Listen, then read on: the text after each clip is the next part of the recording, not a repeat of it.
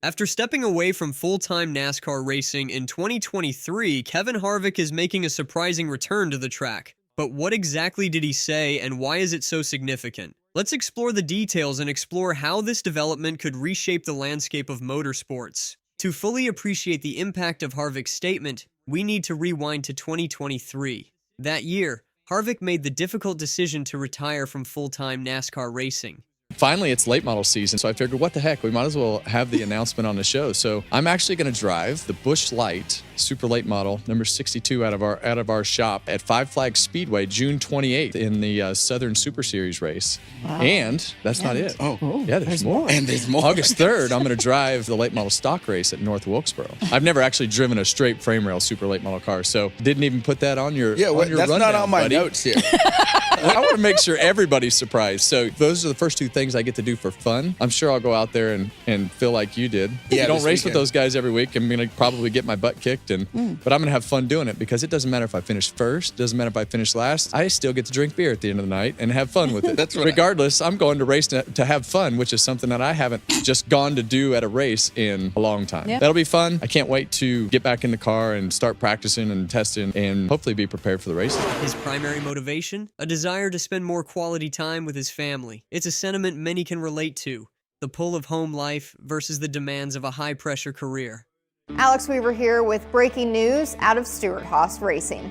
2014 NASCAR Cup Series champion Kevin Harvick has announced that he will retire. For 2 years, Harvick stepped back from the driver's seat, transitioning into a broadcasting role with Fox Sports. He became a familiar voice, offering expert commentary on NASCAR races and sharing insights gleaned from his illustrious career. But now, Harvick has announced his return to racing. The event that's lured him back? The Cars Tour West at Kern County Raceway Park. This isn't just any race, it's the SoundGearHear 400, a grueling 400-lap event in the super late model category. Scheduled for January 25th, 2025, this race marks the season opener for the Spears Cars Tour West.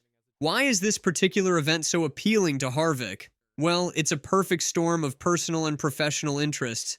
Harvick isn't just participating as a driver, he's deeply invested in the event's success. He's a co-owner of the CARS Tour West Series and the owner of Kern County Raceway itself.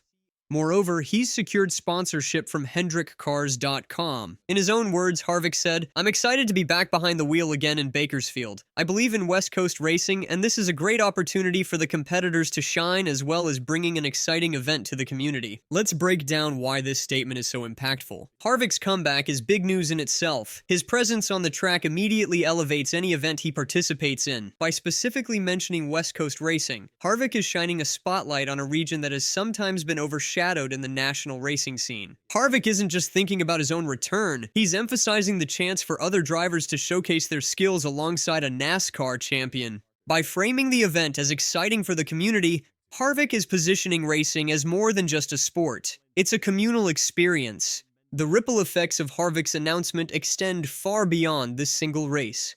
His return could potentially revitalize local racing scenes, particularly in the West Coast. It might inspire other retired drivers to consider similar comebacks, injecting new life into various racing series. Moreover, Harvick's involvement could boost grassroots racing efforts, providing a high-profile advocate for smaller, regional events. This will be Harvick's first race since the closure of Stewart-Haas Racing, his former team. The end of SHR was a significant moment in NASCAR history, and Harvick's reflections on it provide insight into the constantly evolving world of professional racing. He described the team's departure as surreal, saying, "It's somewhat surreal with everything that has happened this year. And when you look at just Stewart-Haas Racing gone, like today it's gone. Those guys aren't even allowed back in the shop.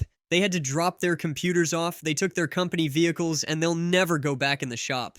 Their offices have been cleaned out for a couple weeks, and now they are in a weird circumstance like this. All those guys are starting at their new jobs tomorrow and Wednesday. It's been hard to kind of take all that in and really realize that Stewart-Haas Racing is gone. What a special place with the environment that came with Stewart-Haas Racing. It wasn't like anywhere else. It was a racer's mentality in everything that we did, and allowed me to win a championship and work with a lot of great people for a decade. Hard to believe that it is gone today." Harvick isn't the only NASCAR legend making waves. Dale Earnhardt Jr. is also planning a race in 2025, set to compete at the ZMAX Cars Tour debut at Cordele Motor Speedway in Georgia on April 12th. Earnhardt Jr. expressed his excitement about this opportunity, saying, "It's thrilling to add this race to the short list of events I'll be racing in next year. Fans in the area are excited and our teams are looking forward to this new challenge." While Harvick's return to racing is making headlines, it's important to remember that he's been far from idle since his retirement. His broadcasting career with Fox has been flourishing, with Harvick providing insightful commentary on NASCAR Cup Series races. He started commentating on NASCAR Xfinity Series races in 2015, but made the jump to the Cup Series in the 2024 season. Alongside longtime play-by-play announcer Mike Joy and former driver Clint Bowyer, Harvick was a welcomed voice in the booth. Reflecting on his first season of Cup Series commentary, Harvick said, "It's not that I didn't know Mike, but I didn't know him like I knew Clint. Clint and I are just total opposites of who we are as people, and that has become more of a constant with the natural interaction and ribbing between us, and finding that balance of what's too much. Mike is a good referee and has really been able to give us a lot of balance and structure."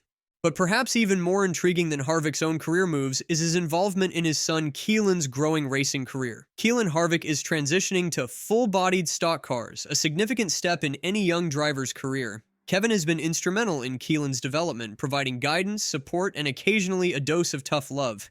Keelan's achievements so far are impressive. He's dominated in Legends cars, accumulating 27 victories across 49 starts in 2024 alone. He's secured top 3 finishes in prestigious events like the Cookout Summer Shootout, INEX Nashville Spring Series, and INEX Winter Nationals.